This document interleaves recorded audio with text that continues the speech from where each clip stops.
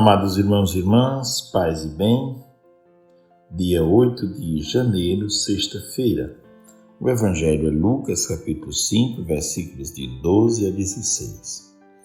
Aconteceu que Jesus estava numa cidade e havia aí um homem leproso. Vendo Jesus, o homem caiu a seus pés e pediu: Senhor, se queres, tu tens o poder de me purificar. Jesus estendeu a mão, tocou nele e disse: Eu quero, fica purificado. E imediatamente a lepra o deixou. E Jesus recomendou-lhe: Não digas nada a ninguém. Vai mostrar-te ao sacerdote e oferece pela purificação o prescrito por Moisés como prova da tua cura. Não obstante, sua fama ia crescendo e numerosas multidões acorriam para ouvi-lo e serem curadas de suas enfermidades. Ele, porém, se retirava para lugares solitários e se entregava à oração. Palavra da salvação, glória a vós, Senhor. Caríssimos irmãos e irmãs, estamos na chamada Semana da Epifania do Senhor, da manifestação do Senhor. Estamos caminhando com os magos rumo à manjedoura, rumo ao menino Jesus para adorá-lo, para contemplá-lo, para aprender com ele as lições mais belas do amor, do perdão, da misericórdia. Precisamos todos os anos refazer este caminho até Belém, porque Belém é a casa do pão, é a casa da humildade. E precisamos todos os anos reaprender a caminhar para Belém, porque a humildade nunca se aprende de uma vez por todas. No Evangelho de hoje, nós encontramos Jesus diante de um homem leproso. A lepra naquela época era considerada uma grave enfermidade. Primeiro porque a lepra era tida como uma espécie de castigo de Deus.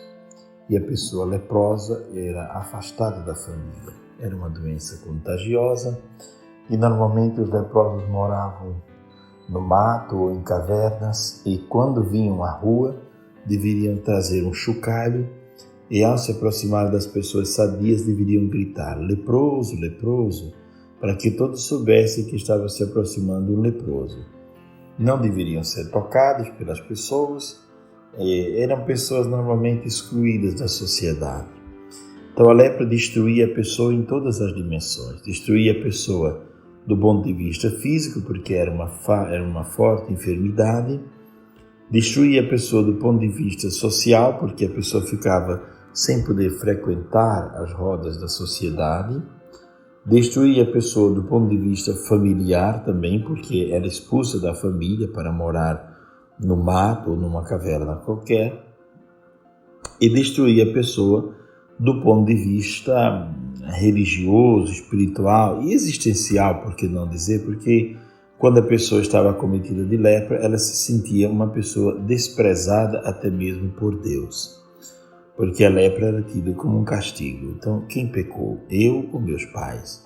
Quem pecou para que a pessoa fosse acometida por esta lepra? Ela ou os pais, ou os antepassados dela? Então, Jesus se encontra com um homem leproso e vendo aquele homem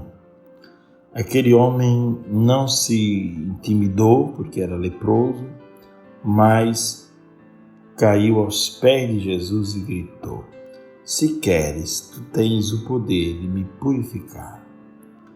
E Jesus estendeu a mão, tocou nele e disse: Eu quero, seja purificado.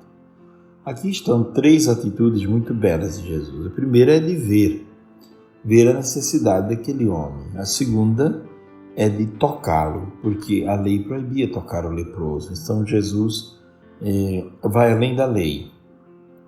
Nós cristãos precisamos aprender a cumprir a lei do Senhor, mas precisamos ir além da lei. Precisamos ir além daquilo que a lei pede. Precisamos ultrapassar a lei.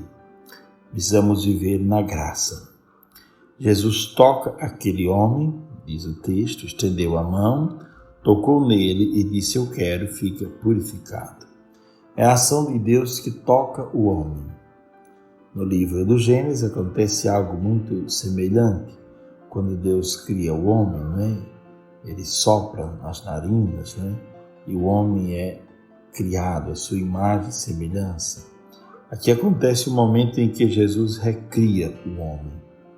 O homem decaído, seja pelo pecado, seja pela ignorância dos demais, um homem que está tocado por uma doença muito perigosa e uma doença muito cheia de preconceitos.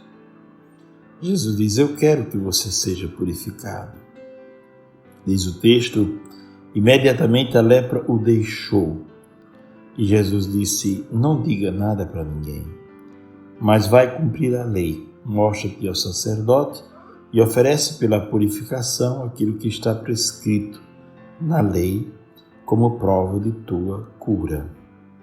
E diz o texto que a fama de Jesus crescia e as multidões corriam porque queriam ouvir a palavra de Jesus e porque queriam ser também curadas de suas enfermidades, de suas doenças.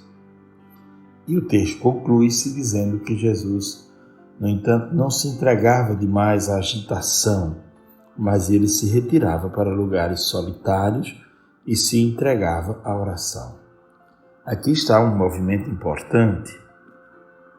É preciso estar com o povo, mas é preciso também tirar tempo para se reabastecer, para poder pregar com profundidade, para poder dizer alguma coisa com profundidade e para poder agir com profundidade.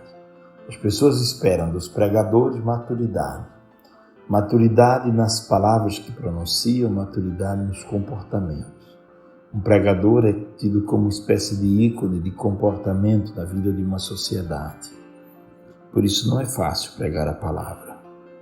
Então Jesus se retirava, porque nós precisamos manter como pregadores esta coerência entre aquilo que se diz e aquilo que se faz. E precisamos manter essa sintonia entre o que nós pensamos, o que nós sentimos, como se diz a antropologia bíblica antiga, né? O homem precisa estar integrado de maneira muito completa, integrar a mente, a alma, né? Os sentimentos, integrar o físico, as intuições e o espírito. São dimensões que precisam estar integradas. E a vida de oração ajuda o homem a se integrar, para que a nossa presença como cristãos no mundo não seja uma presença vulgar, banal, uma presença que nada acrescenta.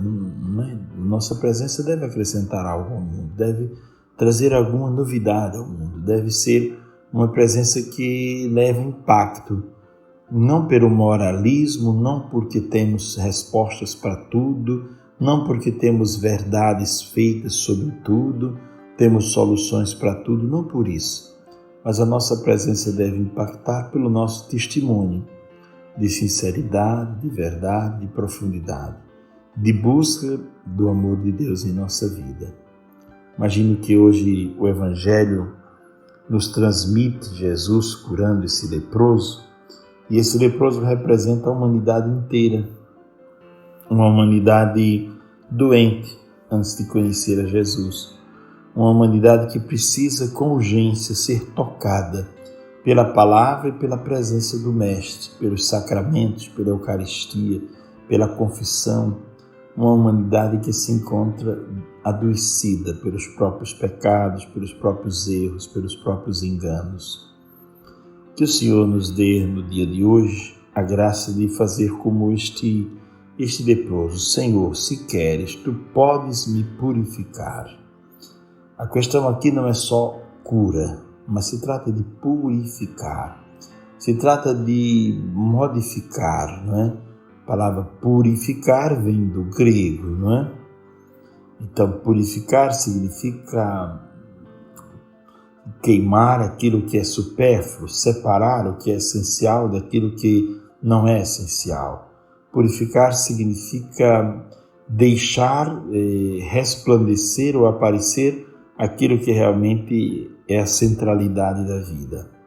Que o Senhor nos purifique, pedimos mais uma vez, e que nos dê a graça de não nos afastarmos daquilo que é central, daquilo que é primordial na vida cristã.